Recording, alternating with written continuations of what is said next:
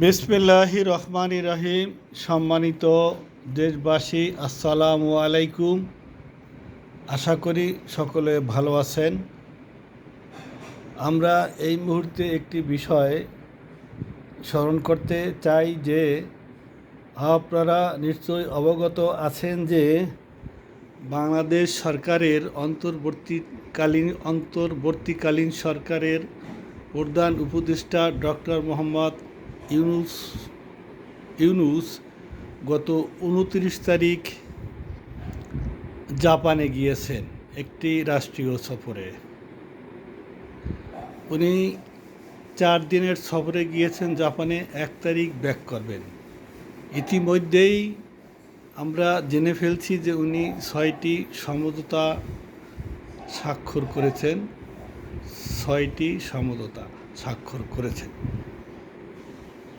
সমঝোতা স্মারকে স্বাক্ষর করেছেন এবং জাপানে জনশক্তি রপ্তানির চুক্তি হয়েছে এবং জাপান আমাদেরকে সহায়তা আশ্বাস দিয়েছে যে ইলেকট্রাল ভোট যদি হয় বা নির্বাচনে সে যে ধরনের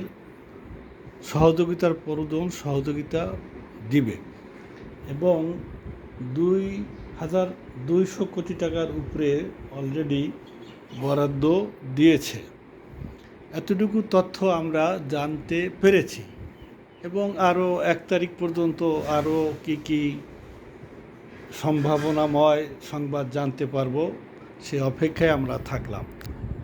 আমরা নিশ্চয়ই লক্ষ্য করেছি যে বর্তমানে দেশে একটি শান্তি শৃঙ্খলা বিরাজ করছে।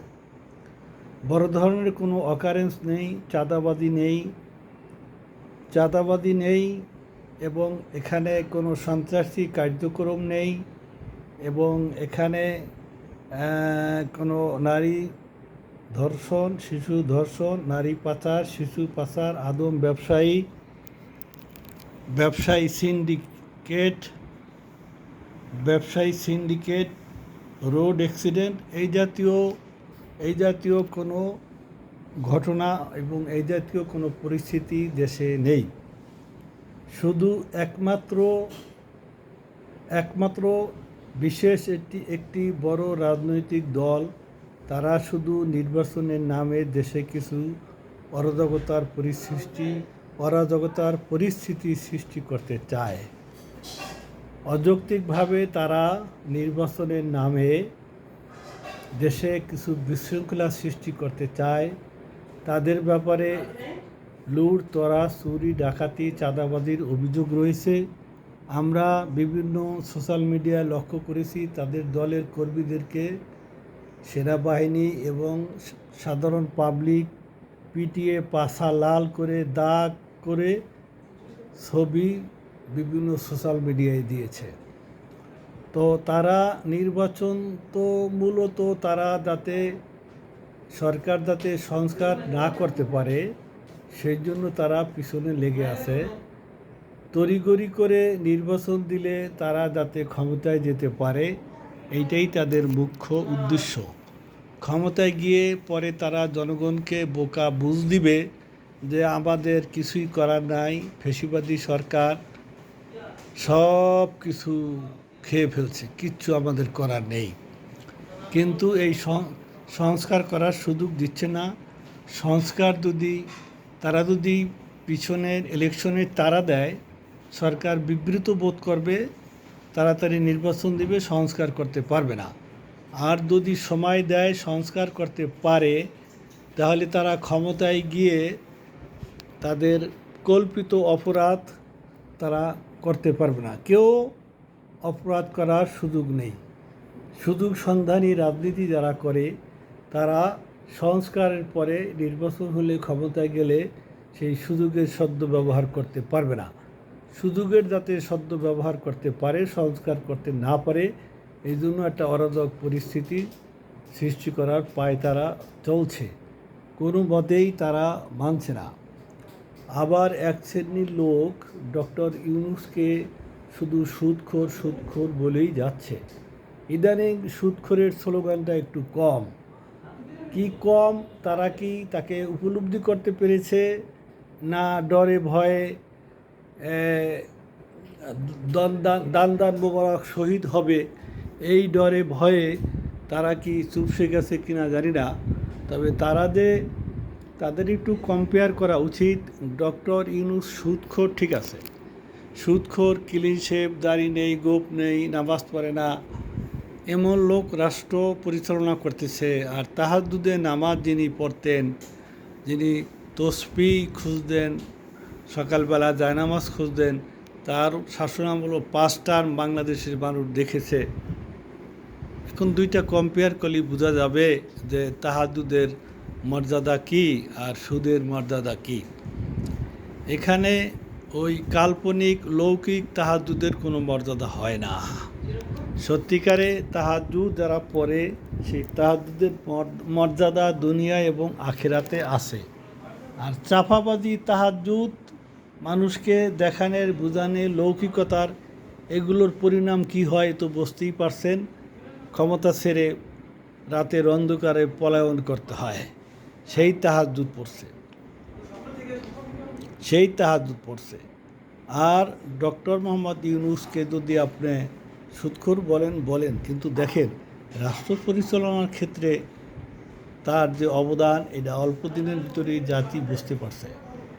অতএব আমরা সাধারণ মানুষ তারা আশা করব, যারা দেশে অরাজকতা এবং বিশৃঙ্খলা সৃষ্টি করার পায়তারা চালিয়েছেন, তারা এটা করবেন না, এটা থেকে বিরত থাকেন। মনে রাখবেন, আপনারা যতই অরাজকতা বিশৃঙ্খলা সৃষ্টি করতে চান, আপনাদের উদ্দেশ্য চরিতার্থ হবে না, বরং ক্রমান্বয়ে আপনাদের গ্রহণযোগ্যতা হ্রাস পাচ্ছে। আপনারা পদে পদে লাঞ্ছিত হচ্ছেন।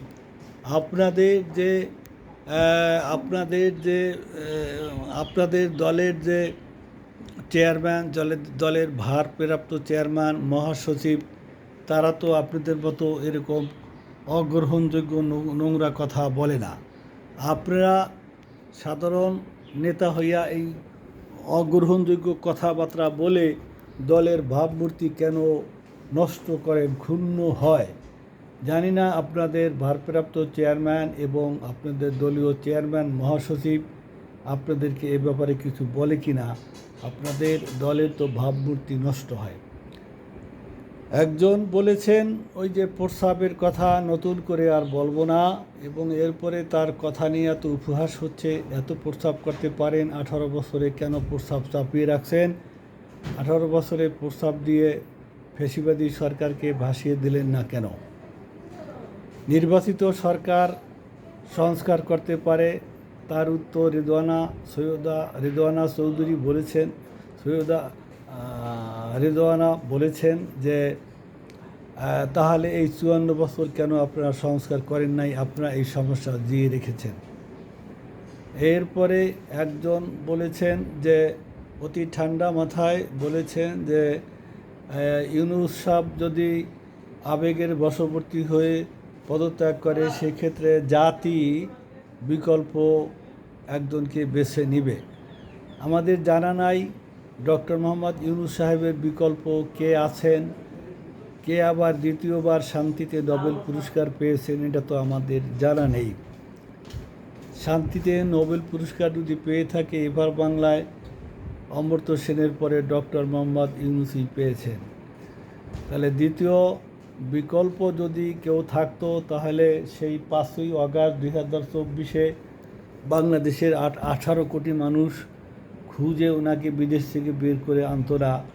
বিকল্প এখন যদি আপনি বিকল্প থাকেন, হতে পারে আপনি হতে পারেন তার বিকল্প ব্যক্তি, কিন্তু আপনি সালাউদ্দিন তার নাম এখন এমন উপহাসের পাত্র হয়ে গেছে, তার নামের মাত্র একটা বর্ণ পাল্টিয়ে দিয়েছে, এই কাজটা কে করেছে? তার মাথায় অনেক বুদ্ধি আছে, নোবেল পুরস্কার পাওয়ার যোগ্যতা রাখে। সালাউদ্দিন একটা বর্ণ পাল্টে দিয়েছে সালাউদ্দিন। এখন তিনি 18 কোটি মানুষের পরমাত্মীয় হয়ে গেছেন। আপনি একটু বিবেক বিবেচনা করে কথা বলেন। এই 5ই অগাস্ট না হলে 36শে জুলাই না হলে আপনি মেঘের ভিতরই থাকতেন। কী কারণে মেঘালয় গিয়েছিলেন, কিভাবে আসলেন, জাতির উদ্দেশ্যে আপনি একটি সাক্ষাৎকারে বা লাইভে এসে বলেন নাই। এটা বললে পরিষ্কার হবে। আপনার চেহারা স্বাস্থ্য কীরকম ছিল আমরা দেখেছি। পাগলের মতো একটা চাদর গায়ে ছিল আপনার। এখন সুন্দর স্বাস্থ্য চেহারা আপনার হয়েছে। আপনার শুভ কামনা করছি, দীর্ঘায়াত কামনা করছি, আপনার উন্নত ভবিষ্যৎ এবং সুন্দর রাজনীতি আমরা কামনা করছি। আসসালামু আলাইকুম ওয়া রাহমাতুল্লাহি ওয়া বারাকাতুহু।